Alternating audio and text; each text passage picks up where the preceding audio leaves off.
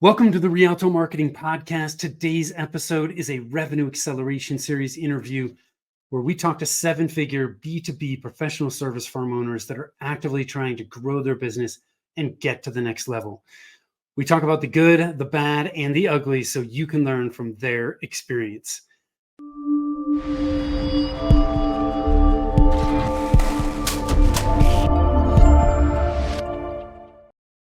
Hi, I am Tim Fitzpatrick with Rialto Marketing, where we believe you must remove your revenue roadblocks to accelerate growth and get where you want to go faster.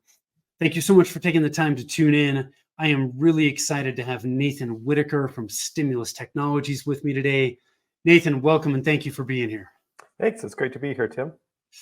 Yes, I'm looking forward to digging into this with you. You've got such an interesting story, like so many entrepreneurs. But before we do that, I want to ask you a few rapid fire questions. Help us get to know you a little bit. Are you ready to jump in? Let's do it. Okay. Very quickly, what do you do? How long have you been doing it?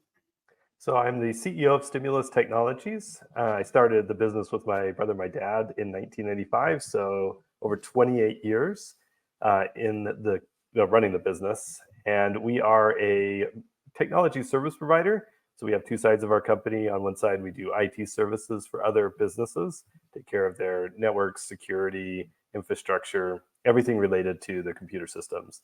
And then we're also an internet service provider that we provide high-speed internet connectivity where other providers don't want to go, mostly rural areas. And so anything around technology, we focus on. Cool. 28 years, plenty of learning experiences in there. What's the most important lesson you've learned?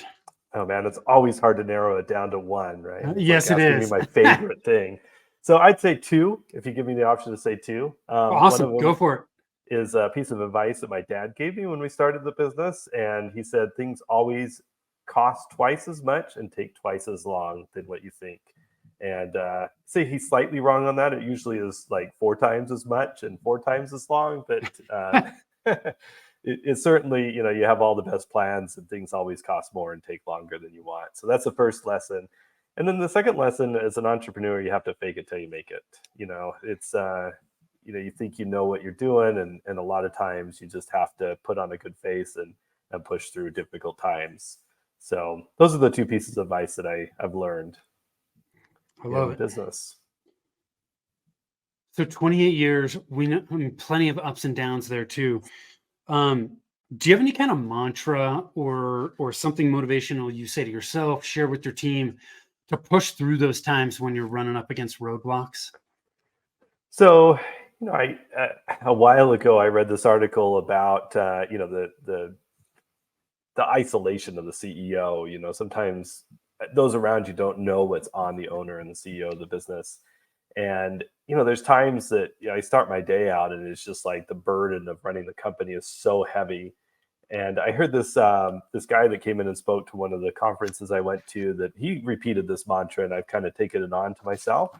And before you start your day, if you're having a bad day or feeling down, it's like you have to put on a show. And so he says it's showtime, and say that over and over again to remind yourself that you have to carry on a different face inside your business. If you're always gloom and the weight of the business is always on you, you can't motivate your team. So I have to do that, just whether it's in my car or behind my desk or, doing something I don't necessarily want to do, I'll just repeat that over and over again. And I usually yell it pretty loud. So it's showtime. I love it. That's a great one. Sometimes it's just the simplest things that just help us get through and push through. So I like that one. That's a really simple mantra too.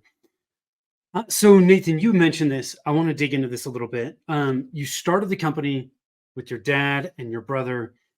I worked with my dad for over 10 years. It was one of the most amazing experiences I have been through, especially professionally. But it was interesting for me because I saw a side to my dad that I did not see growing up at all.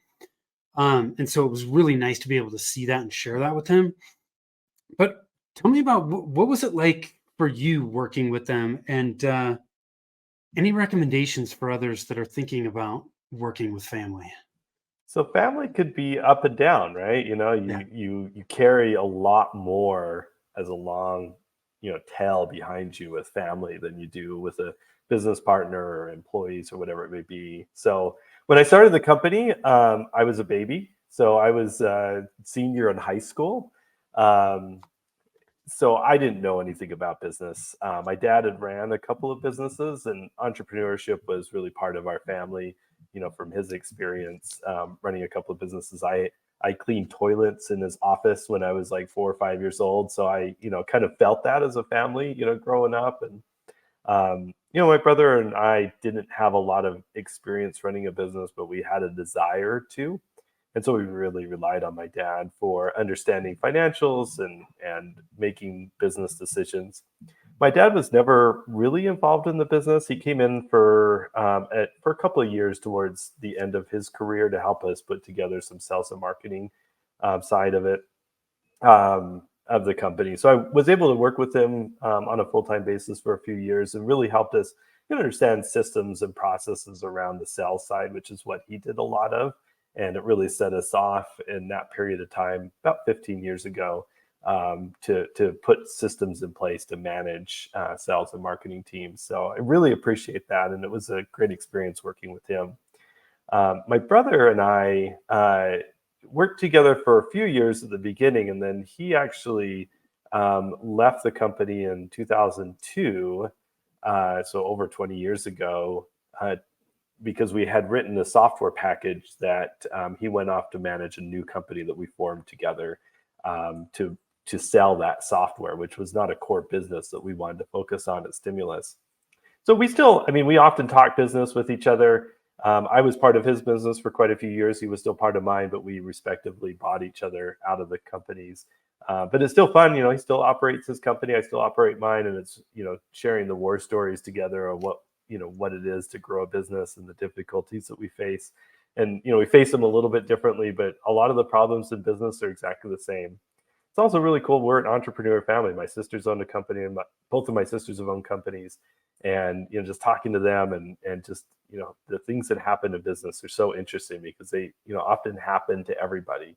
And so it's, being in a family of entrepreneurs and business owners is both stressful, because Yeah. being an entrepreneur is stressful, but it's also fun. It's very relatable.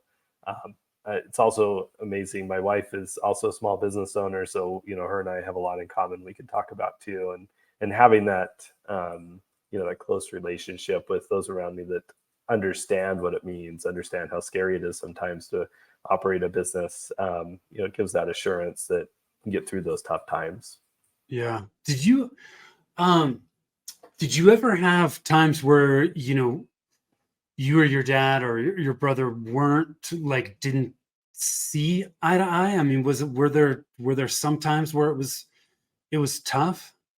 Yeah, absolutely. I mean, I think that's what often happens in family businesses is, either you see eye to eye exactly or you don't, and it's, we're all kind of a dominant family. All of us have our strong opinions, and we're all a little stubborn. And so, there's definitely were times that we would dig our feet in and and argue, but we always came to a good conclusion about whatever it was. And we would go back and we have family dinners every Sunday and still get together and enjoy our time with each other, even if we are having difficulties in the business. So that's something that we were able to work through, especially as we were operating the company together, making those decisions. Yeah. So it is definitely, I know some families don't have any arguments. Okay, I don't know any families that don't have any arguments, but it's just important to talk through them and resolve them, and that's what we were able to do.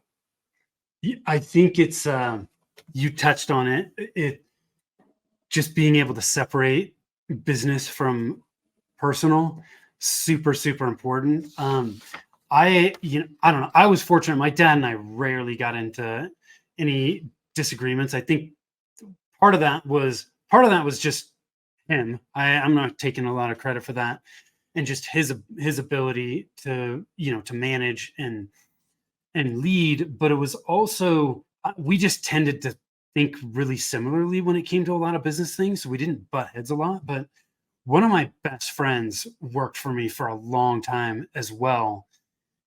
And that was obviously, I think it was a lot harder for him because I was the one managing him. But again, we just agreed like, hey, what happens here is not going to impact our friendship and what we do outside. And we were both able to just separate things. I would say he was much better at it than I was, but um, man, if you can make that work, uh, man, working with people that you're really close to, I think can be a pretty amazing experience. If it's good, right? If it's Yeah. bad, then I guess not. But I I've seen it both ways with our clients that are family businesses, and some of them turn out really good, and it's amazing, and some of them, you feel the tension at times going into their offices. So, yeah, you see all of it. You see all of it, and it's interesting. My brother, in his business, he started it with his best friend. They were, co-op this software package, and they're best friends. They live across the street from each other. They vacation, as families together, and they work together every day. And it's an interesting dynamic. So it's great for them. yeah. Yeah, it's very positive. So, one of the things we talked about, Nathan, in the pre-interview was we talked a little bit about marketing, and you had mentioned that you had first hired a marketing assistant back in 2012, and I know your marketing has evolved since then, but can you share with us how you made that first decision to hire in-house and how your marketing efforts and your team have kind of evolved over time? So I'm an avid reader. I often say I didn't learn anything about running a business in college. I mean, I went to school for computer science, and they did not have any business classes in computer science that taught me, sales or marketing or human resources or financials, none of that. So, everything I've learned has been either, from coaches or books or different things that I've seen working with clients. So I wanted to continue growing our business. We had been growing mostly by referrals, and I knew that we were to a point that referrals were not sufficient.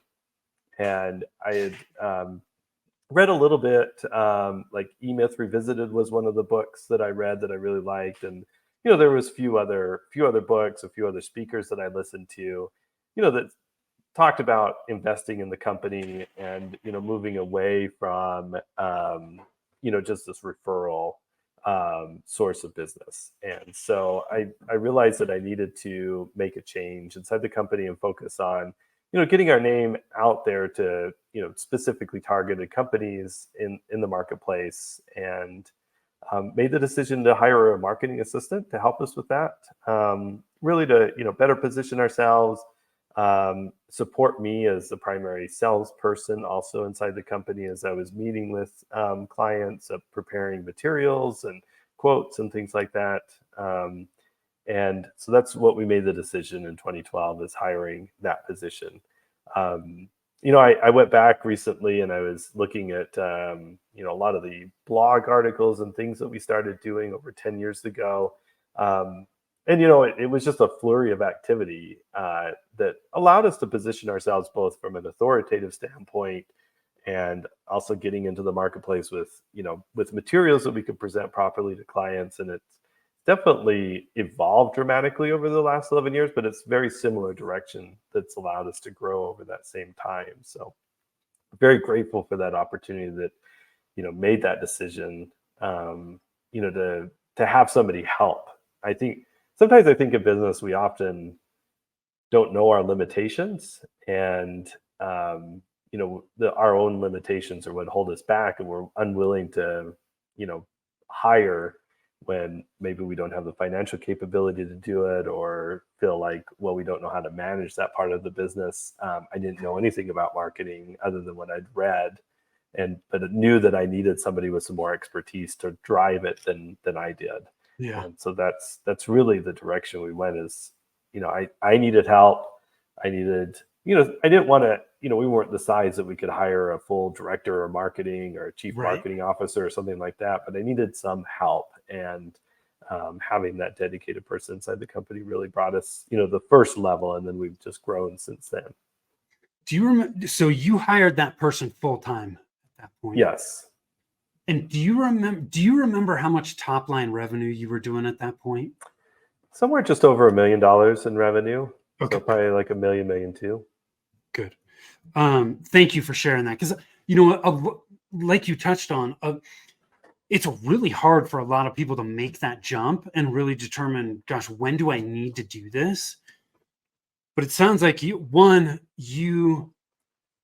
it sounds like you made this decision before you really hit the ceiling, but you saw that ceiling coming where it was like, we need to grow. Referrals are only going to get us so far. And they're not scalable. They're not predictable. If we want to grow more consistently and more predictably, we need to start investing in marketing.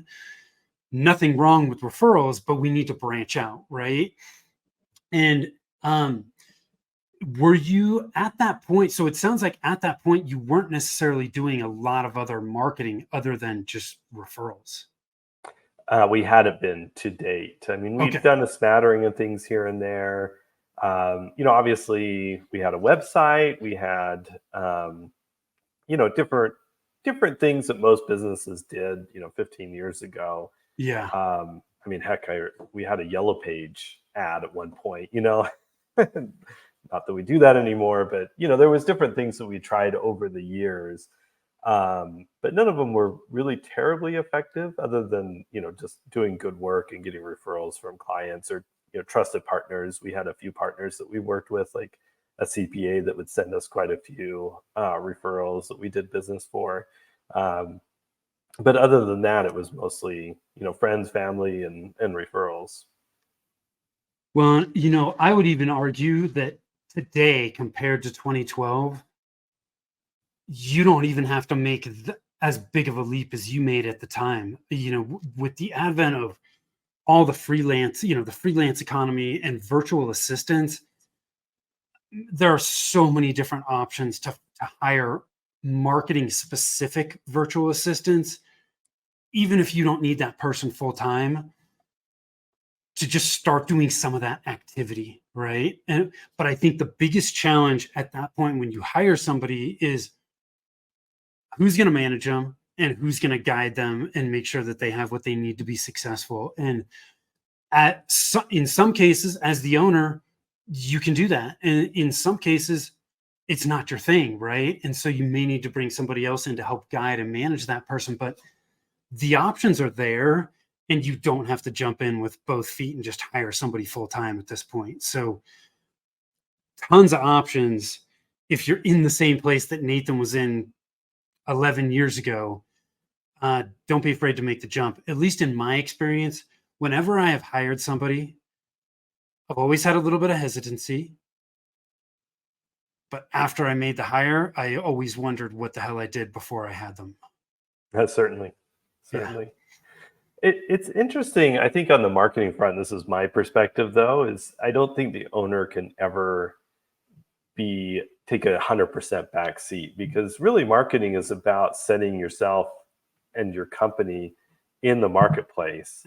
Yep. And so if the owner, or at least the leadership team, has to set the vision of what marketing looks like and how to position yourself. And that was one of the hardest things for me, is the marketing assistant, or as marketing has evolved for us, answering those questions. What is our marketing assistant? What's our target market? What do we want for a client? How do we position ourselves in the marketplace? Those are questions, I've had to answer. I haven't been able to outsource that to anybody else other than me, because that's defining what I want our company to look like, what I want our clients to look like, what I want our services to be.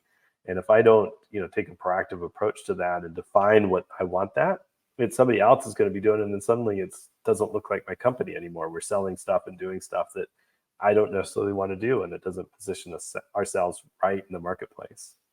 Yeah, I agree with you, Nathan. I think you, as the owner, if whether you have a marketing manager or a full-time marketing executive, or even if you've outsourced it, right, to a part-time or fractional CMO, you still need to be involved in that, right? They need to understand your vision and where you want things to go. But I think that leader can also can put the plan together to carry out that vision that you want, and they can also highlight some of the blind spots that you might have as an owner, right? Because we all have them. Hmm. We're too close to it.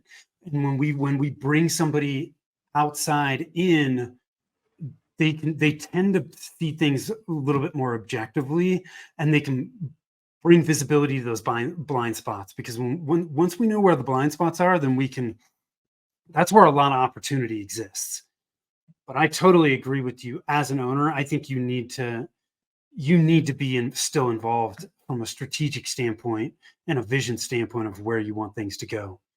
But it's just, man, it's so hard. Like when you look at everything you have from an executive standpoint, whether it's marketing, sales, finance, operations, like, man, we can't be jacks of all trade, right? As business owners. And so at some point we have to loosen up the reins and bring somebody else in that does this day in, day out. Um, but we still need to guide them, right?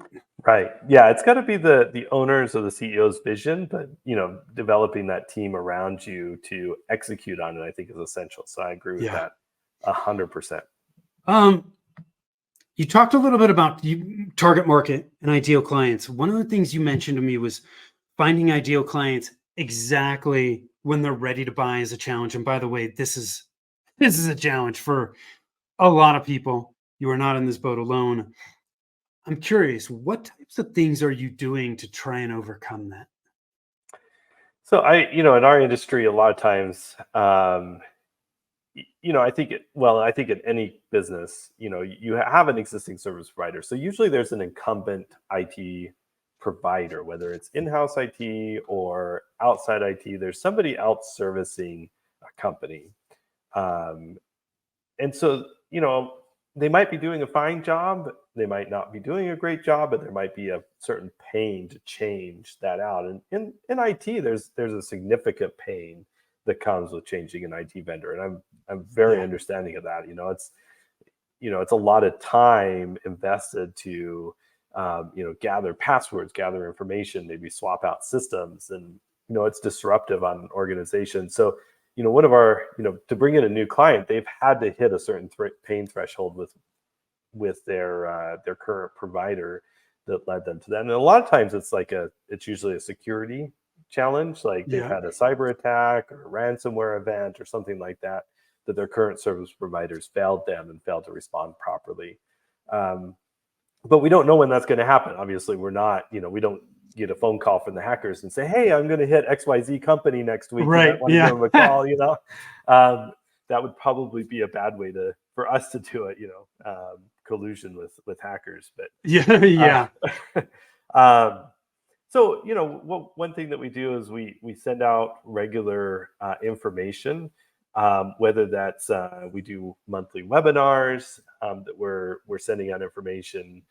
We have weekly little short newsletters that we send out. They're very short, like 1 or 2 paragraph text-based emails that get sent out via email to our farm lists. We send out physical letters and white papers and things, whether it's by FedEx or by regular USPS. We send that out on a regular basis. And so and of course, the digital side of things with social media and AdWords, have a good SEO presence. So when they're ready, they're like, "Oh, who's that guy that sent me that weird letter a week ago?" Or, "Oh my goodness, that email that they sent 2 weeks ago about a cyber attack, that just happened to me, and let me give them a call and find out." So it's just, trying to stay top of mind with these prospects because, we don't know when they'll need us, but we want to be the first one that they call if they do. And rather than doing a quick Google search on their part, I want them to think, okay, this is the guy that's sending me this, this good information that I've read, or I've been to a webinar, or I've seen him at a networking event, or part of the Chamber of Commerce that I belong to. We try to be as present as possible so that when they do need us, they call us first. I want to pull some things out because you knocked that one out of the park. But I think there's some easy things to overlook for people. Because I can't remember, it depends on where you get the stat, but it's like less than 10% of any given audience is ready to buy at any point in time. So knowing that that's the case, how do you stay in front of people? And you just one, what you touched on, you're thinking long term. Okay, you are staying in front of people on a consistent, regular basis over time so that they think of you. I was in real estate, residential real estate for a while. And when I first got into residential real estate, one of the things that I was told was, look, if you are not in the top 2 people that they think of, you are never going to get the business. Honestly, I think that's relevant to almost any industry. Like if you are not in that top 2, maybe 3, it's not going to happen.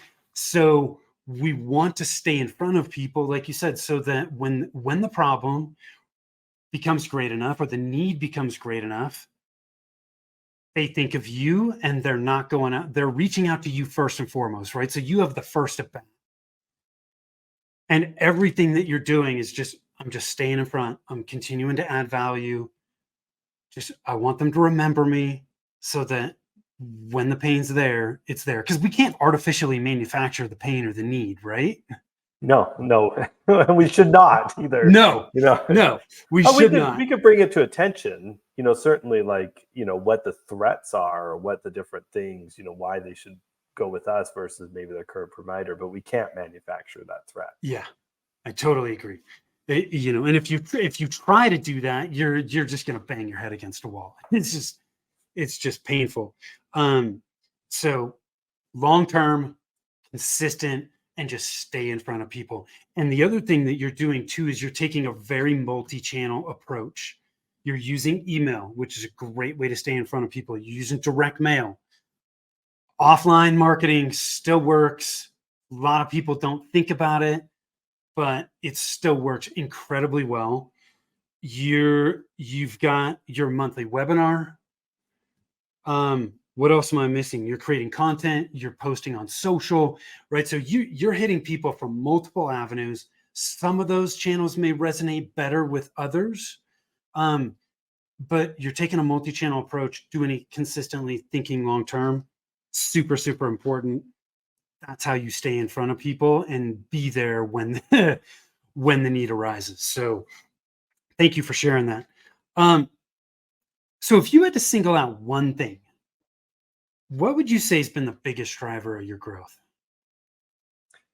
I think consistency. I mean, we've never, knocked it out of the park. We've never doubled our revenue in a year. We're just generally consistently 15 to 20% growth per year. And that's, for me, I think consistency has been the best part of growing the company. It's, something manageable, that we've been able to do. And we have a wide variety of clients. So, 28 years, we've been through the .com burst. We've been through the recession. We're in Las Vegas. Las Vegas was hit dramatically in 2008 and again with COVID. And so, we've gone through a bunch of, downturns in the economy, but because we've had a diversity of clients and consistent growth, we've been able to, get through those times. So that's probably the biggest thing. And, the other thing we've done, which I haven't mentioned to date, we've grown by acquisition. So some of our biggest growth times have been, acquiring and moving into new markets through acquisition. And so, I look at those as different than our traditional, organic growth. Yeah. So, we're still trying to grow 15, 20% organically and then have these big add-ons with our acquisitions that we do. And those bring their own challenges too. But that's what we've been doing. And, it's just, man, it's consistency, and it you want that. I often, say I want that, like that golden egg, that always like it suddenly pop out with, millions of dollars. But it doesn't exist. It takes a lot of hard work. There's no magic bullet to solve this, other than just consistency. So, The other thing too that I think a lot of people don't realize, if you haven't been in a company that's extremely high growth, growing rapidly, hey, it's fun, but damn, it can be a roller coaster ride, because it is so, when you're growing that fast, like the distribution company that my dad and I owned with other partners, we grew an average of 60% a year for 9 years. When you're growing that fast, it's really hard to see what's coming at you, because it's coming so fast. You can't always anticipate, right? So you end up reacting to a lot of things rather than being proactive. And that's not to say that you can't be proactive about a lot of things. You can, but it's like driving a car down the freeway compared to driving a Formula One car down a racetrack, right? So 15 to 20% growth consistently, it's comfortable. It's not easy, but you can see things more clearly, I think, and anticipate what needs to be done with that growth. So probably creates a lot less stress. There's still stress, right? But not quite as much. So, and 15 to 20% year over year growth consistently is absolutely phenomenal. So you're doing plenty of things right. I would say the other thing, that's we've done and worked hard at doing is nurturing our existing clients, because sometimes, we want to get new clients. That's like what we think about for growth, but we have a lot of clients that can have additional services. We add new services on as a company. We just recently added our cybersecurity services on about 2 years ago, and cross-selling and upselling existing clients is a big part of our growth. So we have a much larger account management team than we do a sales team, that allows us, to meet with our clients, find out what, business problems they're having that we can solve with technology, and better implement services inside of their companies, which is a win-win for both sides. Help them better their business and help us grow with them.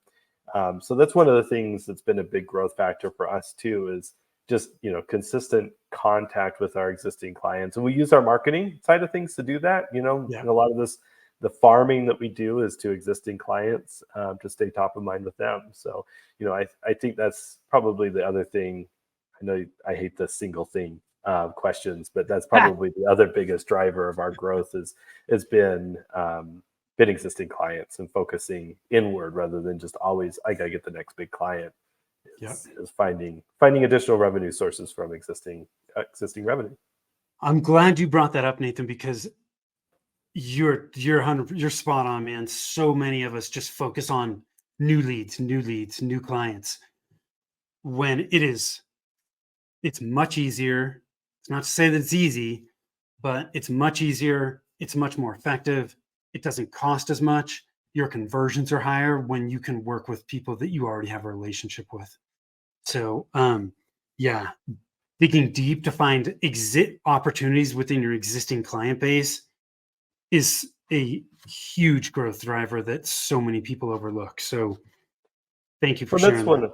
That's one of the things, when we're valuing businesses that we've acquired, one of the things we look at is churn rates and client attrition. And if you see a high attrition, high churn, that's scary, from an exit strategy for somebody's going to pay you less for your business. If you have to, if you're growing at 50, 60%, but you're having to replace 100% of your clients every year, that's a tough business to sustain. But if you're growing consistently at 15, 20%, 10% even, and you have, less than 5% churn, that's a much healthier business too. And you're going to get higher valuation for that. So that's, been a big part of us is ensuring, you're always going to have churn. Clients are going to go out of business. They're going to get bought out. They're going to, not, management might turn over and they might bring in somebody else. They might bring services in-house, who knows? So you always have to replace clients, but minimizing that as much as possible is I think essential for growth too, and the health of the business. Yeah, if churn is too high, you got other issues in your business that need to be addressed. So Marketing is not going to solve that problem. Marketing and sales is not going to solve that problem. So what are your aspirations for the future? What's next for Stimulus Technologies? so we're going to take over the world, Yes, I love it. So we just, Stimulus just acquired another company up in Oregon. So we're now in 5 states, continue growing. We try to expand our service offerings in different states that we move into. So that's a big, growing geographically is a big part of it. And then, growing our service footprint in the different areas that we go into. I'm very excited. For the last year and a half, I've been writing a book. And so in October, my book is finally published. That's an exciting part for me because I'm sharing, my vision for how technology to work in clients, but also helping companies use technology better. So that's the book is the CEO's Digital Survival Guide, and it's really focused on business owners and how to use technology inside their companies, and just giving an overview and really a reference manual to use that. And so it's shifting to authoritative marketing inside our companies. So I aspire to teach other people and help other people through that thought leadership and authority. Awesome. Lots of different things. Congratulations ahead of time. I've never written a book, but the people I know who have written them say it's a lot of work. So it is. So knowing what you know now, anything you do differently? I don't like looking back that much, but I would probably say going back to the first advice that I shared, about things take twice as long, cost twice as much, is taking that advice more often. I've definitely been impatient in my business over the years. And so probably the biggest thing is making sure that I'm, being consistent without moving on to the next thing. I do have a bit of, I think, people refer to it as CEO ADHD, or, right, chasing after the latest squirrel that's out there. And so I've had to learn to be consistent and not just chase after the latest and greatest thing. And so I'm often reminded of that. I've done better at it the last 5 or 10 years than I did towards the beginning of the company. We were just always chasing after the next buck rather than focusing on what we're really good at.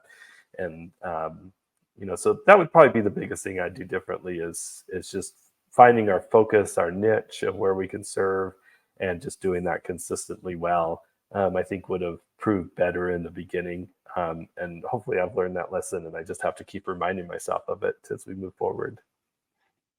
I love it. Nathan, thank you so much, man. I appreciate you taking the time. Where can people learn more about you? So you can visit our website, stimulustech.com. I'm also active on LinkedIn. So if you guys are interested in networking with me, you can find me on LinkedIn /Nathan Whitaker, and happy to connect with any of you. And look out for my book that's coming out. It's already on Amazon for pre-order. So that would be another way to get some information about me and my company. It's searching up my name. I'm on Amazon, and that would be a great way to connect. Awesome. Stimulustech.com, Nathan Whitaker, and it's WHITTACRE. So we'll make sure those get in the show notes. But Nathan, thank you so much for taking the time. I really appreciate you sharing your experience. I've been writing notes down. Hopefully everybody else is too. Thanks, Tim. Those of you that are watching, listening, I appreciate you as well. If you want to connect with us at Rialto Marketing, you can do that over at Rialto marketing.com. Nathan and I talked a lot about sales, marketing today. If you want to accelerate growth, you got to remove your revenue roadblocks. And over at revenueroadblockscorecard.com, you can assess which of the 9 revenue roadblocks are slowing down your growth. Takes less than 5 minutes, so go check it out. Thank you again. Till next time. Take care.